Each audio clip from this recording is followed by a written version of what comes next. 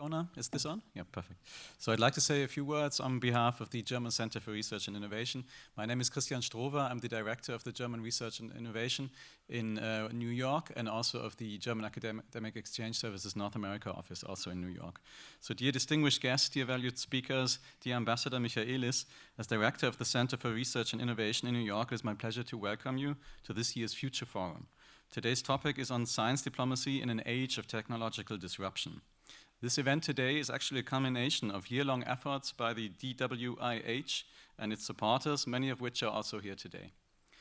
Our aim is not to look backwards today, but more to look forwards and to shaping the future.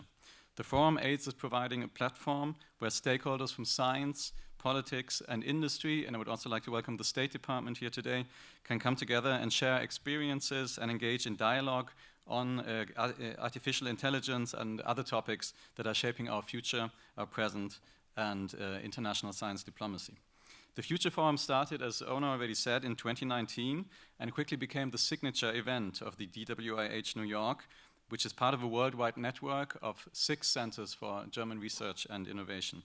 Today's forum brings together the annual theme of these 6 centers, which is artificial intelligence, but it combines it with the running theme and the expertise of the New York team, which lies very much in science diplomacy.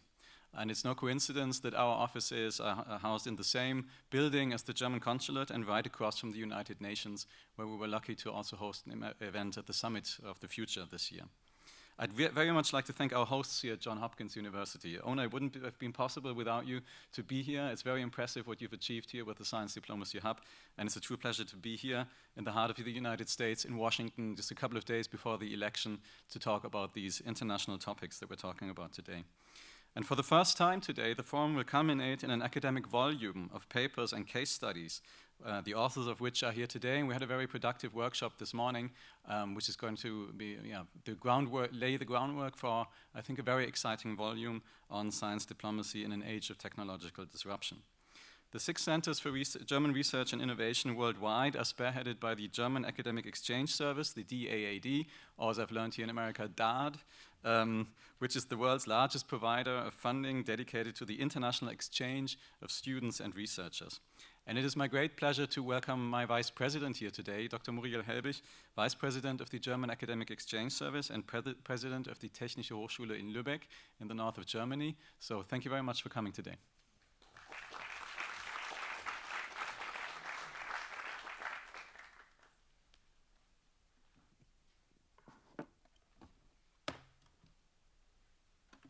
So coming from a technical university, I brought my technical device, which is making everything a little bit more complicated.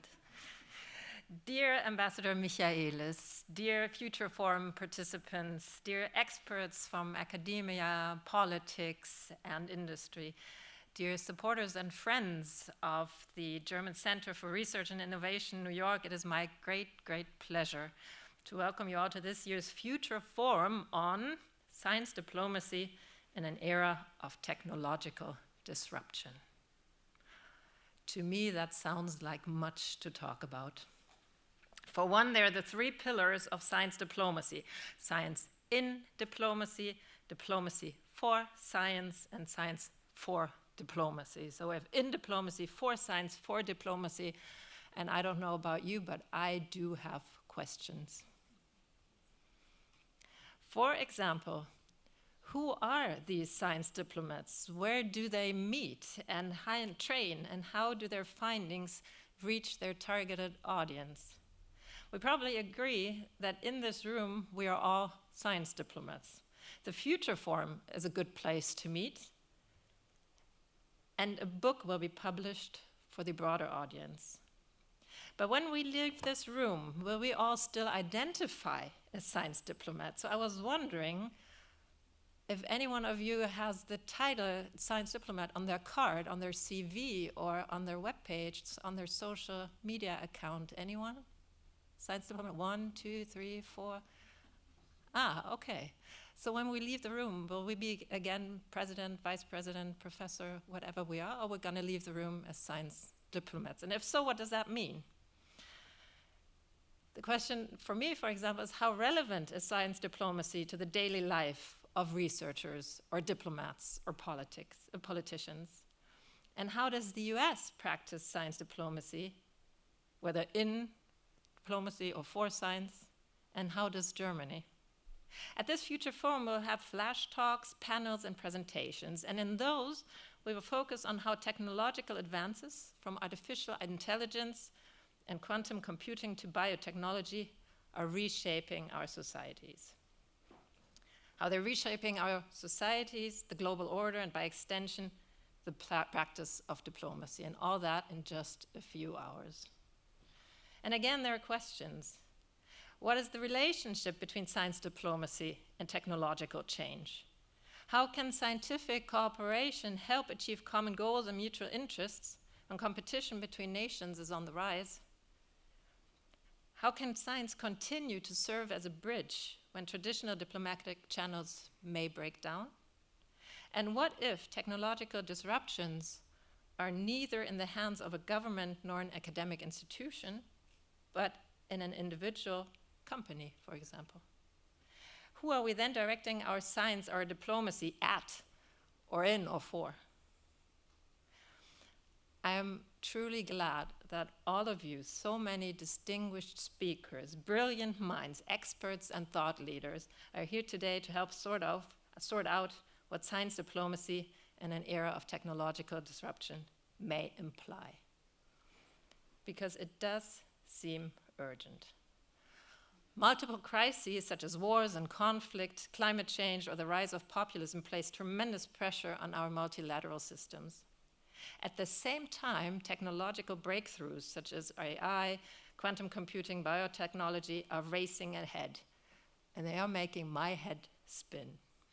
They bring opportunities and risks at lightning speed. They're testing our current ideas of society, of government, markets, science, and science diplomacy. And our task now is to rethink and adapt our frameworks. For example, novel technologies offer new possibilities for evidence-based policymaking. But these technological breakthroughs in a time of global instability also raise questions about how to govern and balance openness with security. And to make it even more complicated, science diplomacy is not just about technological advancement and not just about the relationship between academia and government, it is about people. Academics, diplomats, leaders, technology leaders, non-state actors. How these come together and work together to address challenges, that is science diplomacy. And whether you represent academia, industry, policy, or civil society, thank you for joining in shaping science diplomacy and thus our future. Throughout this forum, we will explore both the opportunities and challenges of technological disruption. We will discuss how science diplomacy can help govern emerging technologies while safeguarding scientific collaboration in a time of heightened geopolitical tension. And I believe this is really important, we will also examine the importance of diverse voices in science diplomacy. This forum aligns with this year's global focus on the worldwide network of German Centers for Research and Innovation, which is artificial intelligence. In an unpredictable world, thinking science and diplomacy hand in hand and across national borders is not just a goal, it's a necessity. Together, we must cultivate societies that can adapt, withstand, and thrive in the face of technological, social, and environmental disruption. So this was a very German opening remark. I was focusing on disruption and crises and risk and tensions with a gloomy urgency, but after all, it is Halloween, right? So to wrap up, a more American, more optimistic, forward-looking approach. At this future forum, you as speakers, as participants, as organizers, are bringing a truly impressive gathering to life. Your dedication to advancing science diplomacy will inspire and inform the conversations that lie ahead. Let us build bridges. Let us foster robust channels of science diplomacy. Let us navigate the opportunities and challenges of technological disruption together. Let us foster new connections exchange ideas, and lay the groundwork for innovative solutions. This is what the Future Forum is all about.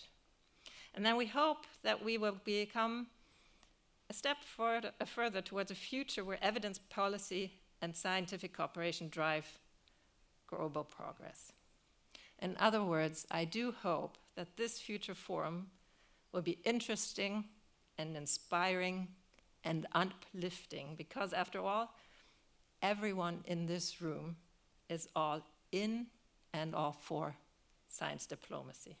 So thank you very much. Enjoy this forum, and I look forward to our discussions.